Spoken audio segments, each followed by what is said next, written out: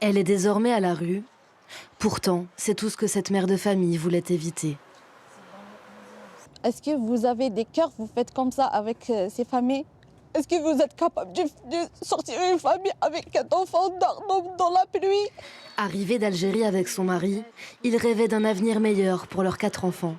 Ils se sont résolus à squatter un appartement de cette cité, sans solution pour se loger. C'est pas c'était grâce que je viens ici en France parce que je veux les aider, je veux ça et je veux ça. Non, jamais. Je veux juste l'avenir de mes enfants qui sont bien à l'école, que je trouve un travail, moi et mon mari. Je veux moi que je gagne de l'argent. C'est pas que la France qui donne l'argent, je veux moi. Délogée hier matin, cette famille n'est pas seule face à cette crise du logement.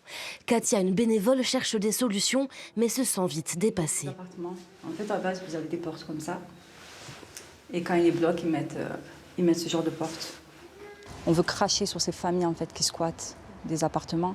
C'est un logement social. Je veux dire, elle n'est pas allée chez quelqu'un, elle n'a pas jeté quelqu'un de son appartement parce que très souvent, c'est des choses qu'on voit où on profite que la famille est partie faire des courses et il y a des gens qui squattent. Pas du tout. C'est un logement social qui était vide depuis des années. Voilà. Et pour elle, ça a été la seule solution, c'était soit rester dehors, soit de rentrer dans cet appartement-là qui était ouvert en fait. Donc elle est rentrée pour se mettre à l'abri avec ses enfants. Contacté, le bailleur social Unicil, propriétaire du logement, affirme vouloir réhabiliter l'appartement et le relouer par la suite. Nous entendons leur détresse, mais nous pensons aussi aux plus de 92 000 familles avec une situation difficile dont la demande est jugée urgente.